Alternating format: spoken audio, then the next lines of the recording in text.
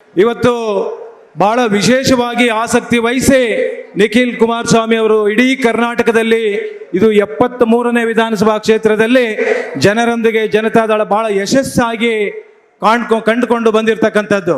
ಇವತ್ತು ಸನ್ಮಾನ್ಯ ದೇವೇಗೌಡರು 6 ದಶಕಗಳ ಸುದೀರ್ಘ ರಾಜಕಾರಣದಲ್ಲಿ ಬಹುಶಃ ಅವರು ಕಟ್ಟಿರ್ತಕ್ಕಂಥ ಒಂದು ಪಕ್ಷ ಏನು ಇವತ್ತು, ಯಾಕೆಂದ್ರೆ 25 ವರ್ಷಗಳು ಈ JDS ಪಕ್ಷ ಪೂರೈಸಿರ್ತಕ್ಕಂಥ ಹಿನ್ನೆಲೆಯಲ್ಲಿ ಇವತ್ತು ಜನರೊಂದಿಗೆ ಜನತಾದಳ ಅನ್ನುವಂಥ ಒಂದು ಒಳ್ಳೆ ಟೈಟ್ಲ್ ಅನ್ನ ಕೊಟ್ಟಿರ್ತಕ್ಕಂಥ ನಮ್ಮ ನಿಖಿಲ್ ಕುಮಾರಣ್ಣವರು. ಯಾಕೆ ಅಂತ ಹೇಳಿದ್ರೆ ಕರ್ನಾಟಕ ರಾಜ್ಯದಲ್ಲಿ ಇವತ್ತು ಜನರೊಂದಿಗೆ ಜನತಾದಳ ಅನ್ನುವಂಥದ್ದಕ್ಕೆ ಅರ್ಥ ಏನು ಅಂತ ಹೇಳಿದ್ರೆ ನಮ್ಮ ಪಕ್ಷ 25 ವರ್ಷಗಳು ಪೂರೈಸಿರ್ತಕ್ಕಂಥ ಹಿನ್ನೆಲೆ ಅದೇ ಸಾಕ್ಷಿ ಅನ್ನುವಂಥದ್ದನ್ನ ಈ ಸಂದರ್ಭದಲ್ಲಿ ನಾನು ಹೇಳಲಿಕ್ಕೆ ನಾನು ಬಯಸ್ತೇನೆ.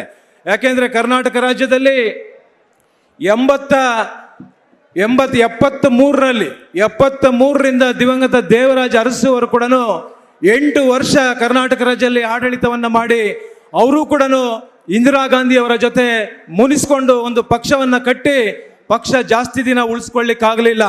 ಪಕ್ಷ ವಿಸರ್ಜನೆ ಮಾಡಿರ್ತಕ್ಕಂಥದ್ದನ್ನ ನಾವು ನೋಡಿದ್ದೇವೆ, ವಿಲೀನ ಮಾಡಿರ್ತಕ್ಕಂಥದ್ದನ್ನ ನೋಡಿದ್ದೇವೆ. ಕರ್ನಾಟಕ ರಾಜ್ಯದಲ್ಲಿ ಬಂಗಾರಪ್ಪನವರು ಪಕ್ಷವನ್ನ ಕಟ್ಟಿದ್ರು, ಜಾಸ್ತಿ ದಿವಸ ಉಳಿಸ್ಕೊಳ್ಳಿಕ್ಕಾಗಲಿಲ್ಲ. ಯಡಿಯೂರಪ್ಪನವರು ಪಕ್ಷವನ್ನ ಉಳಿಸ್ಕೊಳ್ಳಿಕ್ಕಾಗಲಿಲ್ಲ, ಅವರು ಕೂಡ ಪಕ್ಷ ಸ್ಥಾಪನೆ ಮಾಡಿದ್ರು, ಜಾಸ್ತಿ ದಿನ ಉಳಿಸ್ಕೊಳ್ಳಿಕ್ಕಾಗಲಿಲ್ಲ. ಶ್ರೀರಾಮುಲು ಅವರು ಪಕ್ಷವನ್ನ ಕಟ್ಟಿದ್ರು, ಅವರು ಕೂಡ ಉಳಿಸ್ಕೊಳ್ಳಿಕ್ಕಾಗಲಿಲ್ಲ. ಜನಾರ್ದನ್ ರೆಡ್ಡಿ ಅವರು ಪಕ್ಷವನ್ನ ಉಳಿಸ್ಕೊಳ್ಳಿಕ್ಕಾಗಲಿಲ್ಲ, ಅವರು ಕೂಡ ಪಕ್ಷ ಕಟ್ಟಿದ್ರು, ಆದ್ರೆ ಉಳಿಸ್ಕೊಳ್ಳಿಕ್ಕಾಗಲಿಲ್ಲ. ಈ ಕರ್ನಾಟಕ ರಾಜ್ಯದಲ್ಲಿ ಒಂದು ಪ್ರಾದೇಶಿಕ ಪಕ್ಷ 25 ವರ್ಷಗಳು ಪೂರೈಸಿದೆ ಅಂತ ಹೇಳಿದ್ರೆ ಅದು ಸನ್ಮಾನ್ಯ HD ದೇವೇಗೌಡರು ಅನ್ನುವಂಥದ್ದನ್ನ ನಾವು ಯಾರೂ ಕೂಡ ಮರೆಯೋಕ್ಕಾಗೋದಿಲ್ಲ. ಬಹುಶಃ ಅವರು 25 ವರ್ಷಗಳಲ್ಲಿ ಕರ್ನಾಟಕ ರಾಜ್ಯದಲ್ಲಿ ಶಾಸಕರಾಗಿ, ಮಂತ್ರಿಗಳಾಗಿ, ವಿರೋಧ ಪಕ್ಷದ ನಾಯಕರಾಗಿ, ಮುಖ್ಯಮಂತ್ರಿಗಳಾಗಿ, ದೇಶದ ಪ್ರಧಾನಮಂತ್ರಿಗಳಾಗಿ ಅವರು ಅಪಾರವಾದಂಥ ಸೇವೆಯನ್ನ ಕರ್ನಾಟಕ ರಾಜ್ಯಕ್ಕೆ ಮತ್ತು ದೇಶಕ್ಕೆ ಕೊಟ್ಟಿರ್ತಕ್ಕಂಥದ್ದನ್ನ ಕೂಡ ನಾವು ಈ ಸಂದರ್ಭದಲ್ಲಿ ನಾವು ಸ್ಮರಿಸಬೇಕಾಗ್ತದೆ. ಬಹುಶಃ ಇವತ್ತು ಕರ್ನಾಟಕ ರಾಜ್ಯದಲ್ಲಿ ಇವತ್ತು ನಾವು ನೋಡ್ತಾ ಇರ್ತಕ್ಕಂಥ ಸರ್ಕಾರ ಕಳೆದ 3 ವರ್ಷಗಳ ಹಿಂದೆ ಏನು ಒಂದು ಸುಳ್ಳುಗಳನ್ನ ಹೇಳಿಕೊಂಡು ಸುಳ್ಳಿನ ಒಂದು ಕಂತೆಯಲ್ಲಿ ಕಟ್ಟಿರ್ತಕ್ಕಂಥ ಒಂದು ಸುಳ್ಳಿನ ಗೂಡಿನಲ್ಲಿ ಕಟ್ಟಿಕೊಂಡು ಇವತ್ತು ಆಡಳಿತ ಮಾಡ್ತಾ ಇರ್ತಕ್ಕಂಥ ಈ ಸರ್ಕಾರ, ಇವರು 5 ಗ್ಯಾರಂಟಿಗಳನ್ನ ಹೇಳಿ ಇವತ್ತು ಬಂದಿರತಕ್ಕಂಥ ಸರ್ಕಾರ. ನಾನು ನಿಮ್ಮ ಮುಂದೆ ಒಂದು ಪ್ರಶ್ನೆಯನ್ನ ಇಡ್ಲಿಕ್ಕೆ ನಾನು ಬಯಸ್ತೇನೆ ಈ ಕರ್ನಾಟಕ ಸರ್ಕಾರಕ್ಕೆ. ಇವತ್ತು ಕರ್ನಾಟಕ ಸರ್ಕಾರದಲ್ಲಿ 2,000 ರೂಪಾಯಿ ಮೊದಲನೇ ಗ್ಯಾರಂಟಿಯನ್ನ ಕೊಟ್ಟರು, 2,000 ರೂಪಾಯಿಯನ್ನು ಕೊಟ್ಟರು. ಈ ಸರ್ಕಾರ ಸ್ಥಾಪನೆ ಆಗಿ 36 ತಿಂಗಳಾಗಿದೆ. ಇವತ್ತು ಆ ಹೆಣ್ಣು ಮಕ್ಕಳಿಗೆ ಕೊಟ್ಟಿರ್ತಕ್ಕಂಥದ್ದು ಕೇವಲ 26 ತಿಂಗಳು. ಬಹುಶಃ 10 ತಿಂಗಳು ಬಾಕಿ ಇಟ್ಕೊಂಡಿದ್ದಾರೆ. ನಾನಿವತ್ತು ತಮ್ಮೆಲ್ಲರ ಸಮಕ್ಷಮದಲ್ಲಿ ಕರ್ನಾಟಕ ಸರ್ಕಾರಕ್ಕೆ, ಮಾನ್ಯ ಮುಖ್ಯಮಂತ್ರಿಗಳಿಗೆ, ಈ ಸರ್ಕಾರಕ್ಕೆ ಏನಾದ್ರೂ ಮಾನ ಮರ್ಯಾದೆ ಇದ್ರೆ ಆ ಹೆಣ್ಣು ಮಕ್ಕಳಿಗೆ 10 ತಿಂಗಳು ಹಣವನ್ನ ಬಾಕಿಯನ್ನ ಬಿಡುಗಡೆ ಮಾಡಬೇಕು ಅಂತೇಳಿ ಈ ವೇದಿಕೆ ಮುಖೇನ ತಮ್ಮೆಲ್ಲರ ಮುಖೇನ ನಾನು ಈ ಸರ್ಕಾರಕ್ಕೆ ಎಚ್ಚರಿಕೆಯನ್ನ ಕೊಡ್ತಾ ಇದ್ದೇನೆ. ಇವತ್ತು ಯಾಕೆಂದ್ರೆ 10 ತಿಂಗಳು ಒಂದೊಂದು ಹೆಣ್ಣು ಮಗುಗೆ 20,000 ಬರಬೇಕು. ಎಷ್ಟು ಹೆಣ್ಣು ಮಕ್ಕಳಿಗೆ? 1,26,00,000 ಹೆಣ್ಣು ಮಕ್ಕಳಿಗೆ ಇವತ್ತು ನೀವು ಬಾಕಿ ಇದ್ದೀರಾ. ನಿಮ್ಗೇನಾದ್ರೂ ಮಾನ ಮರ್ಯಾದೆ ಇದ್ರೆ ತಕ್ಷಣ ಈ ಹಣವನ್ನ ಬಿಡುಗಡೆ ಮಾಡಬೇಕು ಅನ್ನುವಂಥ ಮಾತನ್ನ ಈ ಸಂದರ್ಭದಲ್ಲಿ ನಾನು ಹೇಳಲಿಕ್ಕೆ ನಾನು ಬಯಸ್ತೇನೆ. ಬಹುಶಃ ಎಲ್ಲವನ್ನ ಸುಳ್ಳಿನಿಂದ ಕೂಡಿರ್ತಕ್ಕಂಥ ಸರ್ಕಾರ. ನೀವು ಕಳೆದ 2023ರಲ್ಲಿ ನಡೆದಂತ ಕರ್ನಾಟಕ ವಿಧಾನಸಭಾ ಚುನಾವಣೆಯಲ್ಲಿ ಆ ಸಂದರ್ಭದಲ್ಲಿ ಇವತ್ತಿನ ಉಪಮುಖ್ಯಮಂತ್ರಿಗಳು ಇದು ಮೇಕೆದಾಟು ಕನಕಪುರದಿಂದ ಬೆಂಗಳೂರಿಗೆ ಪಾದಯಾತ್ರೆಯನ್ನ ಮಾಡಿದ್ರು. ಏನೆಂತ ಪಾದಯಾತ್ರೆ ಮಾಡಿದ್ರು?